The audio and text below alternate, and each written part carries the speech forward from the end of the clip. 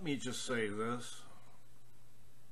First of all, for those who think I'm writing on a shirt Tales of the Monuments Men movie, I contacted the Monuments Men Foundation in November.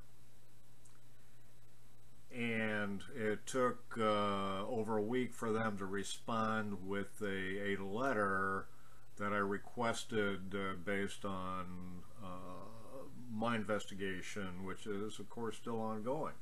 So I just spent the last hour trying to get that letter up on its video, getting it out of my picture files, PDF, everything else. It just ain't working with this 8.1. But nevertheless, this is the document. I want to show you something. I don't know if you can see that. It's December 5th to me, signed by Mr. Robert Edsel. There we go. Monuments Men Foundation. This is about at least a month and probably 2 months before a movie was even announced. That's how long I have been in contact with the Monuments Men. In fact, up until Dorothy Schneider, their German counterpart there, I gave her specific information on Nefertiti and the Thutmose III vase in Munich. And I also recommended that Dr. Klaus Goldman, that they get him involved because he could certainly help us. Little was it known that at the time that I had contacted Klaus Goldman in '78, he was secretly working for the German government to try to recover items that Germany had before World War II that were lost. Another irony that I have found is Dwight D. Eisenhower during the Second World War had issued an order not for the Allied, all the Allied forces not to pilfer through, I'll use that dialogue, through the hordes of valuables that the Nazis took that were stored. They found over 1,000 different places where these 800,000 items were cached and stored, some of them in mines, and salt mines, I believe. Nevertheless, Eisenhower directed this order that he did not want any troops to be digging in this and taking any souvenirs. Well, then I find out here several weeks ago that the Metropolitan Museum of Art gave Eisenhower some kind of a credit after I guess after the stuff got dispersed. Isn't there an irony there that the Metropolitan ends up with so much stuff that we had? Yeah, I still have to. There's just so much to tell you. I'm just putting these pictures off until I get it done. It just irritates the crap out of me here.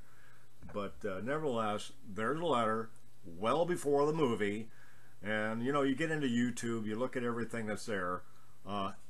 You take a look at those people who are following the shirt tails of the Monuments Men. Well, there must be hundreds of videos. Well, guess what? I was well before that.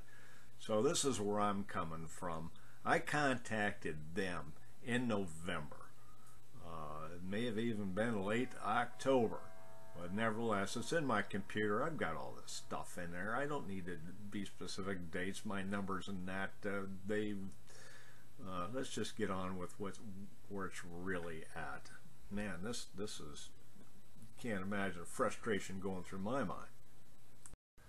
What I wanted to say was the Azoth egg, or Azoth egg. There is no am in that, as you can see here. I wanted to be more descriptive and on the points that I remember and nobody else knows.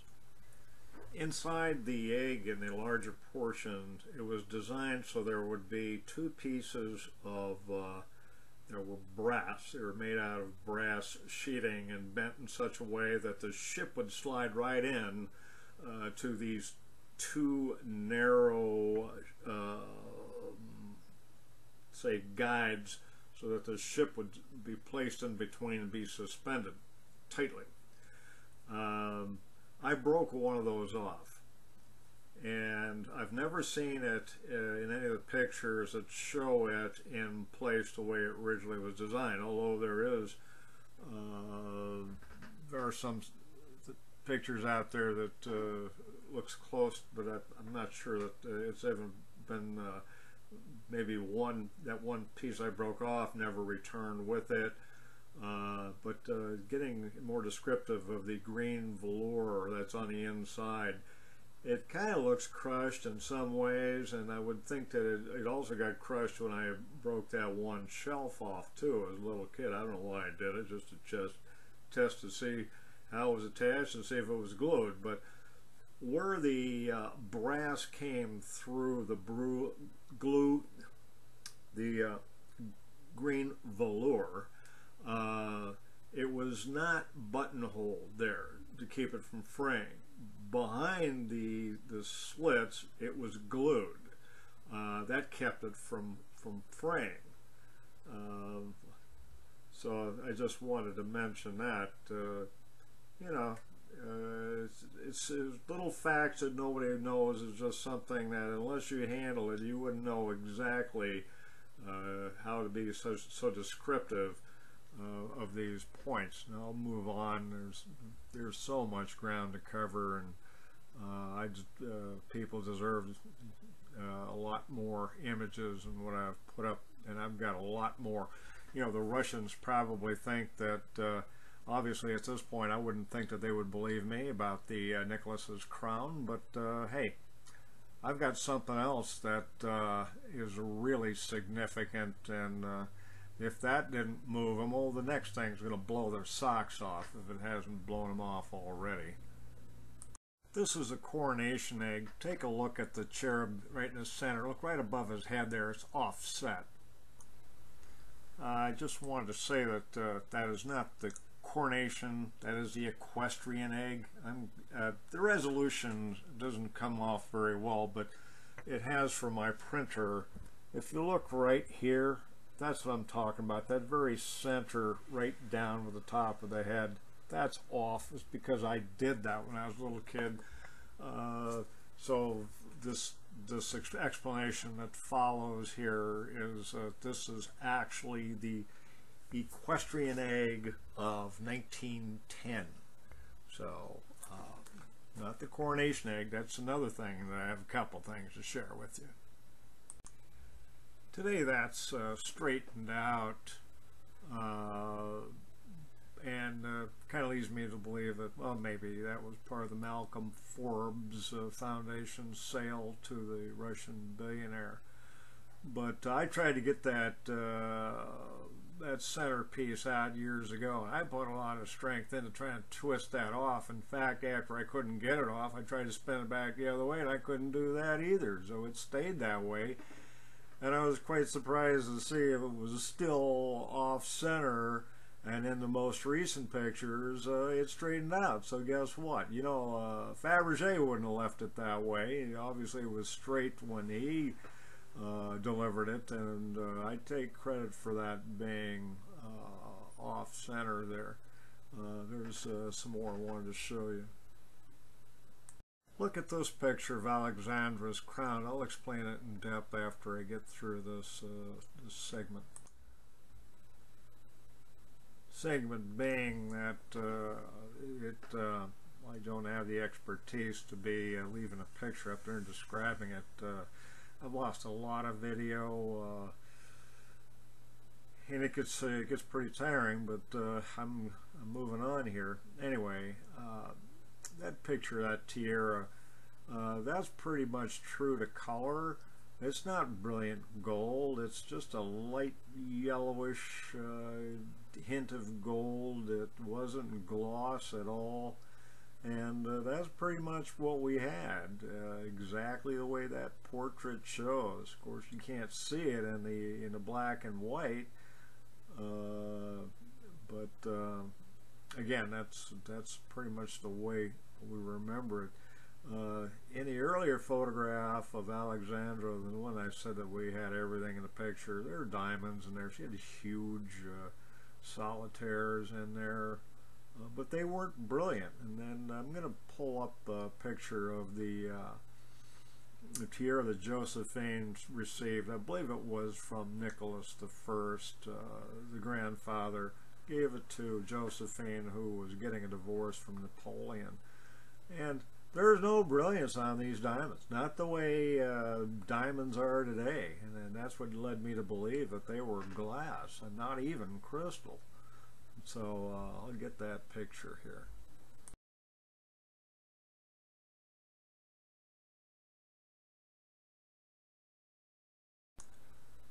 Well, there is the Josephine's tiara. Go back and look at that. There is no brilliance whatsoever on that radiating from those diamonds.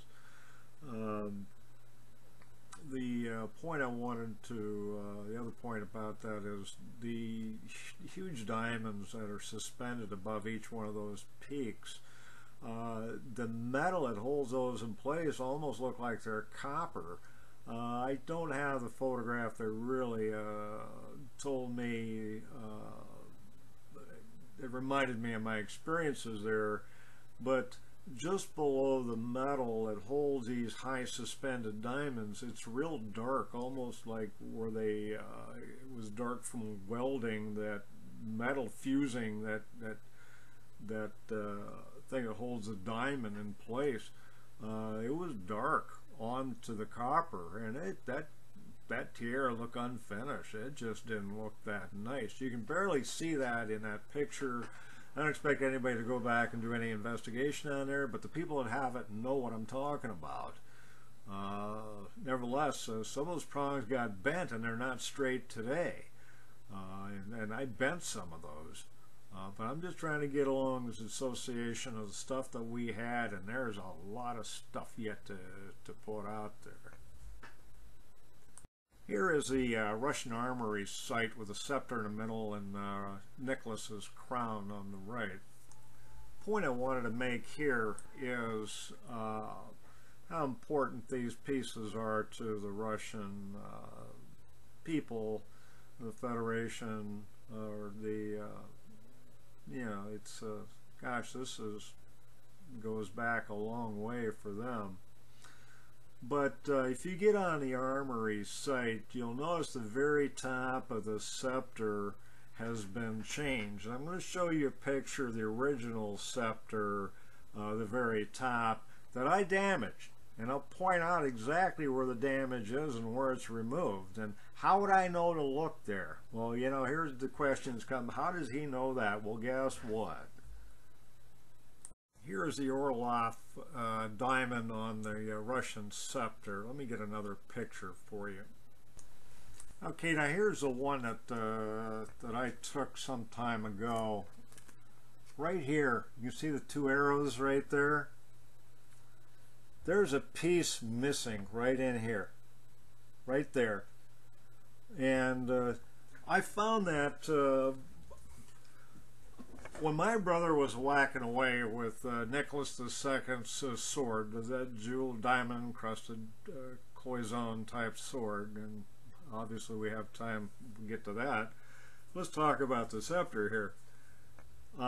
This was a highly unusual piece. We didn't know what to do with it. While he was chopping away with the sword on the German crates, I was using that diamond to bang on the edges of the crates and whack the concrete a couple of times. And this whole piece right, let's see backwards here, this whole piece kept bending back and forth off this axis right here. And eventually, just from whacking at that little piece right there, all of a sudden I realized at some point that it was broken off, but it was held in place by this black fibrous stuff. I don't know what the heck that fiber was. Was it Russian bear? I don't know. I've never seen black fiber like that other than products today. It was some kind of a black nylon fiber, but it took a while to remove that piece of metal, which I believe was gold, that was painted over with some black on it. It was connected in two places there where where those two arrows are. Well, I removed that. It took some effort to do it. That black fiber is pretty strong, whatever it was. But I can. The other thing is, I took that scepter apart. It appears to be made out of a gold-colored aluminum. Now, aluminum has been around a long time, longer than I believe the Nicholas II. I mean, I had it in sections and put it back together. It's fairly simple to do. It's just it's a thin tapered rod. I don't think it's much thicker than a 1/16 of an inch metal, and piping, which is tapered. And I can say this too, the Orloff diamond there, we didn't know what it was at the time. It was just this glass piece, and luckily it didn't break. I banging on the concrete in the garage and on metal objects. I can tell you without a doubt that I took a close examination of the head of that diamond, and right here on the very top, in a couple of places, it's scratched. Now, I don't know if anybody took the time to polish that out, but probably not. Diamonds do scratch. They're the hardest substance in the world, as we know. We've been told, but take a look at Grandma's diamond ring. You'll see that there's scratches all over her diamonds too.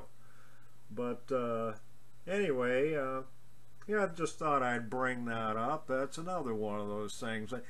If I spent, out of the tens of thousands of photographs I've looked at in different things, do you think I tried to find something missing and then work my story around that? Let me tell you, the story wouldn't be here yet. I'd still be out there fishing for stuff. I just know where to look. This story is true and correct, and yes, I had that. My brother had the sword. He is chopping away with Nicholas's sword. Maybe we'll just bring that up next. Okay, let's do that.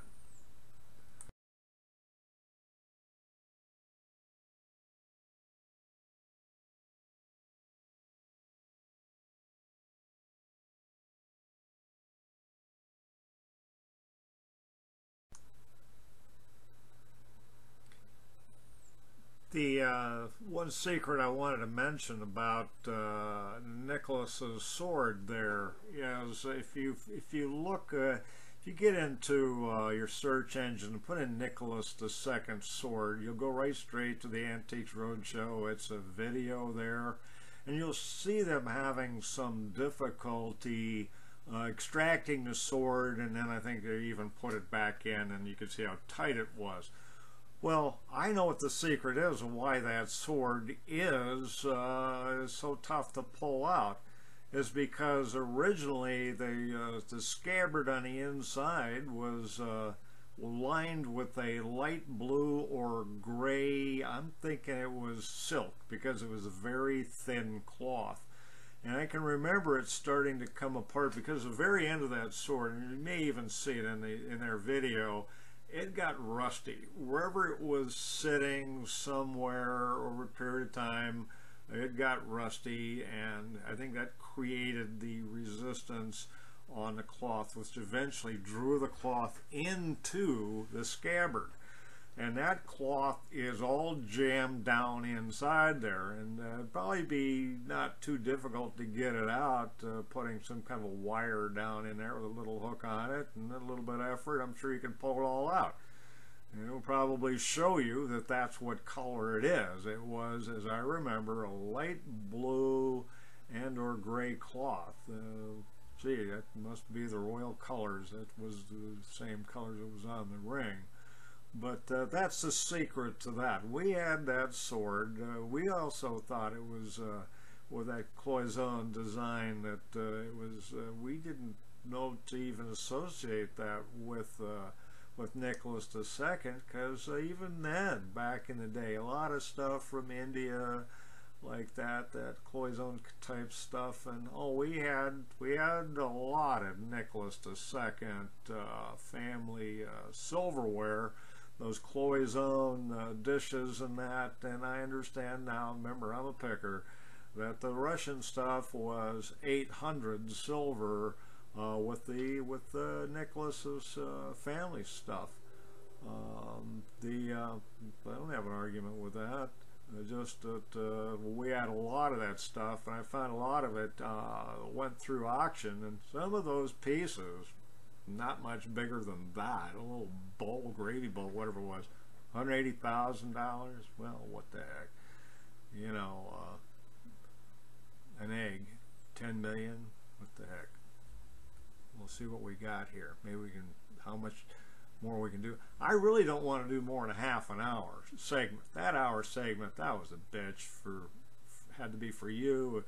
For me reviewing it, sitting here an hour each time watching that, that's got to be tough too. So we're coming up on a half an hour, and then I'll let this thing release if it's up to what I feel is worthy of your standards.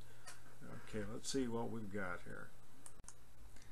I'm going to pull up a couple of pictures of the Cossack dual rifle. It's at the Walters, I believe that is, in Baltimore. A drawing that I submitted to the Monuments Men about the rods that are coming out of the receiver. And then we'll go into more depth of that and just show you what I'm talking about. Let me bring that up. There's a lot of photographs of it that I want to mention at the Walters, but not one showing the interior of the receiver, where I believe there's additional decoration. May not be, but I think there is. The butt plate was neat. I'm glad all the pieces arrived safely. That was in there. But those rods in the back, they didn't have anything to do with the butt piece. That was for up front in a receiver. And I believe that top lifts up or something swivels. There is something there. Let's get that up here. Okay, here is the drawing of the rods as they originally were. I had sent this on to Monuments Men. This is the butt plate that opens up. It's the name of the guy that created it.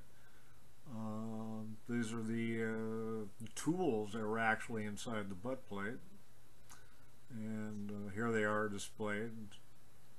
I'm glad they all came back.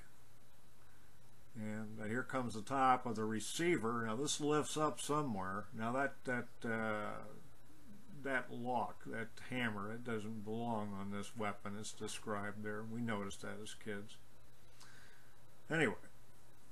The other part I wanted to mention about that rifle, it was never meant to fire. We noticed that as kids. My uncle had a German Mauser in that garage that was in there for years, and that was a nice weapon. That was solid. The Germans could build a good weapon.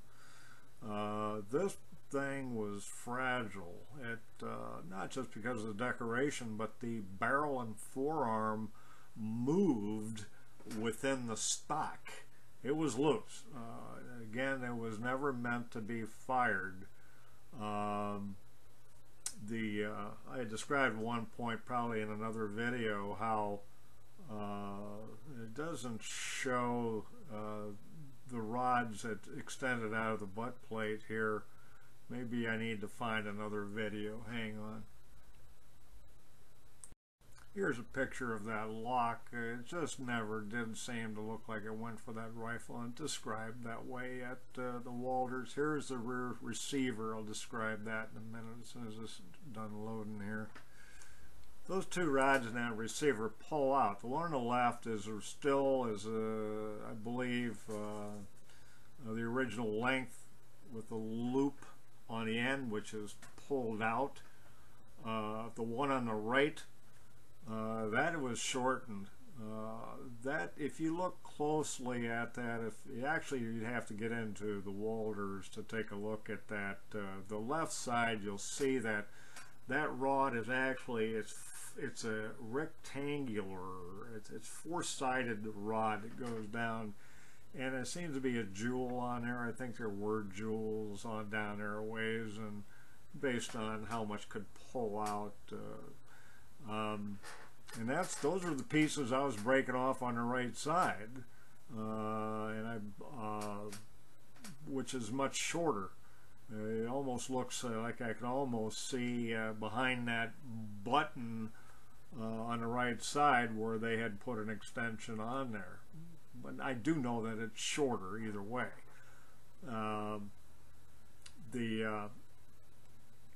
Walters had a lot of pictures, so I thought I'd share those with you. Again, this thing was never meant to be fired.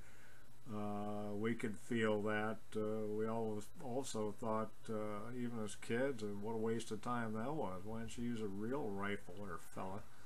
But nevertheless, that was probably, he was the artisan of the day for where that came from. They didn't have the big factories, I don't think, in Turkey back in the time we made this that Germany had, and China, and a few other places. So appreciate that, Walters.